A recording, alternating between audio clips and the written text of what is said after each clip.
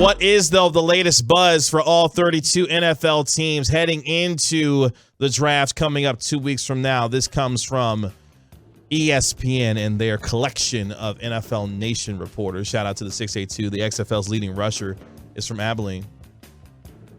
I mean, can help get him on y'all's show. Well, thanks 682 for the possibility there.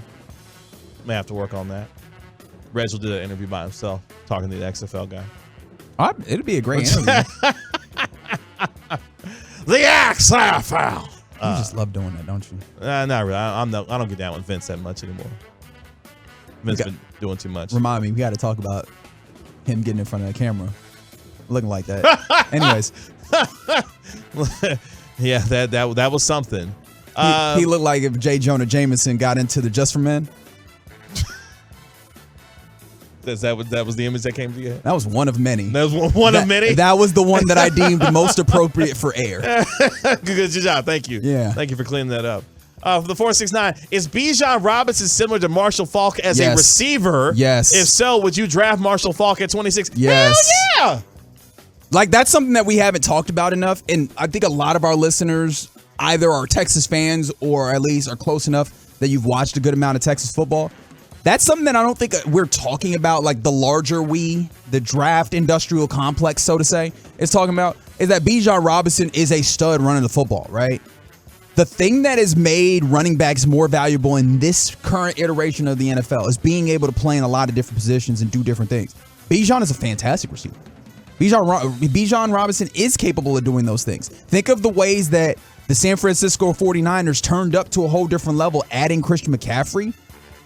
That's the way that I view the possibility of Bijan Robinson, is like that, bringing that level of capability to the field. And so now what you're doing is not only bringing an explosive player, you're also bringing a player that when defenses are calling their plays, they can't lock in on what you're doing. Mm-hmm. Because you look at it and you go, all right, Bijan Robinson's out there. What happens if you come out in 5 wide, right? What happens if this ends up looking a little bit different than what you had thought? You might have called a play thinking, all right, well, they're going to run the football or what have you, right? That's whatever the situation. And you can line him up wherever you need to. And that's some of the beauty of having him, in addition to the fact that boy can tote that rock, brother. Yes, he can. Woo.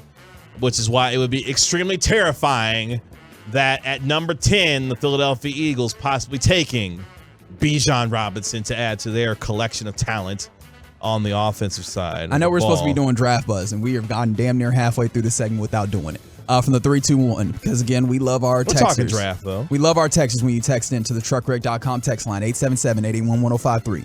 Who would you take, Bijan or AP? And I'm going to give a cop-out answer. When are we playing?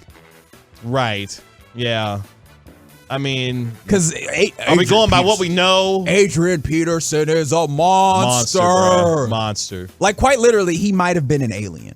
I remember the time that, what was it, the ACL? Bro, he came back from a torn ACL and won the league's MVP the next season. Doctor that opened it up was like, yo, this is like the like, who is this person? This is like a baby in here, right? Like, this is the knee of a baby. Why does it look like this? He got injured. No, that dude is something else. Not from this planet. But also, we were just talking about the idea of like being able to line up everywhere. Adrian Peterson wasn't that. Yeah. So like, wasn't a great catcher of the football. Could run for days. Incredible. Yeah. Incredible at running the football. Not a great pass catcher. Your Cowboys got the number 26, 58, and 90 selections in the first 3 rounds of this year's NFL Draft. The Cowboys have had several first-round hits in recent years. Is there a prospect fans would consider a home run at number 26? This comes from ESPN's Taracha. Names like Jackson Smith and Jigba, Zay Flowers, who we have talked about a little bit. Of course, last year they took Tyler Smith in the first round. Worked out pretty well for them at number 24. Offensive line's never sexy. But it's effective normally. That's right. It's normally effective. Sometimes. We can't say normal. Like, the draft is the draft. There is going to be some draft picks that hit and some that are not so much. What is Mr. Archer hearing among other individuals? What we're hearing about the Cowboys draft, obviously with a hole at tight end, Dalton Kincaid has been a popular choice to be mocked at 26. Similar skill set to Mike Gesicki, formerly of the Miami Dolphins. Oh, the dude that did the terrible Gritty? Yeah, the unseasoned Gritty that was. That's not even unseasoned. That was entirely uncooked. Uncooked, unseasoned, none of it. Mm-hmm. Here's an interesting name, though. The Cowboys understand, obviously, Stephon Gilmore might be a one-and-done solution and could groom his eventual successor while he's still on the roster. Darius Rush from South Carolina has been mentioned frequently in connection with Dallas. So there you go. Okay. So cornerback still something that is on the table. I think this is the beauty and some of the, I guess, to the chagrin of all of us doing this, some of the downside of the way that the Cowboys have gone about their business in the offseason. You paper over all of the large issues so that, at least you have some level of answer to them, even if they're not the optimum answer. And now you get to the draft and you can go any which way. And so it's easy for us to talk about Bijan Robinson because of the particular prospect he is, or wide receiver because that's a fun, position to scout, or, even like, kind of casual scout for those of us that are just like, I watched college football or whatever. But when we get to like linemen, we talk about cornerbacks, we talk about safeties, we talk about defensive tackles, right? It goes all over the place, and all of those things it feels like are somewhat in play. And so having cornerback pop up is not something that's entirely unreasonable. And I guess I'm stretching it when I say entirely in play. I don't know that they're going to go and draft a defensive tackle at 26, although we've seen Mozzie Smith mocked to them out of Michigan. So, again, it really could go any which way. So I don't think I would be shocked sitting at that Pluckers when 26 comes up, if damn near any possession comes up next to that star. And the Cowboys have done a good job of positioning themselves to be able to have that kind of flexibility on their board. So you want that to be able to be the case, to allow the board to come to you, allow the draft to come to you. The Cowboys have definitely got themselves in that spot to allow that to happen. The Philadelphia Eagles, of course, are a team of buzz-worthy nature because they have not one but two first-round picks. They have picks at number 10 and number 30, and then again at number 62. They need a running back, which is why the Bijan Robinson conversation is as heavy as it is, because they let go of Miles Sanders, who is now with Carolina. They did bring in Rashad Penny, but he can't hardly stay healthy. And when he does, he is pretty good. But you have a chance to take not one but two cracks at it, because let's say you do decide you pass on Bijan Robinson at 10, you could, at the very end of the first round at number 30, take a running back like Jahmyr Gibbs out of Alabama, who could be there and available, who should be there and available at 30 if you're Philadelphia, if you want to find some value later on in the draft instead of spending a premium pick on a running back, even if it is Bijan Robinson. Yeah, the Bijan Robinson, I think both of those situations would be, I guess, with like the classical, maybe not even classical, but like kind of the modern interpretation, like would be somewhat of a reach on just like the baseline school of thought. Bijan is just a particular prospect that, it's really good. The Jahmyr Gibbs at 30, I haven't necessarily seen like a whole bunch of mocks and like kept my eye out for exactly where he's been, like his average draft position is. Does that not feel just a little early? Because again, that's still a first round pick, understanding that like in that time, when you're getting to 30, you may not be getting first round grades, understandably.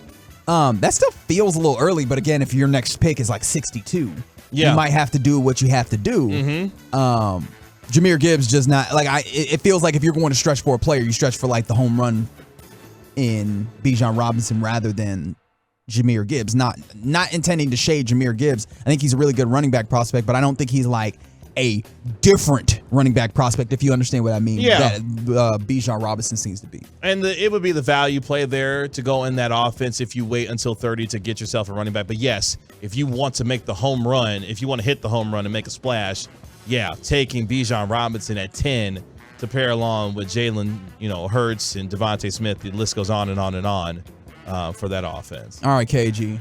Someone from the 940 just sent in what I think would be Cowboys fans' worst nightmare. Okay. Saw a mock earlier where Philly traded back from 10 and took Jackson Smith and Jigba. All right. And at 15 to play the slot, right? So you have Jackson Smith and Jigba at 15. Okay. Then use the picks that they collected from that 5-spot trade back with 30 to move up to 19 and take Bijan. Yo! What would that do to you? That would be the draft of the night. I don't care who takes who, where. Would you be more upset at that or at somehow Bijan making it to 30? Probably more upset at Bijan making it to 30. Because the Cowboys would have had a chance. That means the Cowboys would have passed on him. That would, And it took me a while to come around on the whole Bijan thing because at first I was not on the idea of taking Bijan at 26 because of how the Cowboys needed to handle some business. Now that they've taken care of that, yeah, if you can add a Bijan Robinson to your offense and you feel like Tony Pollard, you can move off of if you don't want to do a long-term deal with him. You got Bijan under control for 5 years and be able to do what you want to do with him in that offense. There is one team I do want to mention very quickly before we go to break here because they have not one, not two, but 3 picks within the top 50, and they can do some real damage. The Detroit Lions. Who also would like a running back?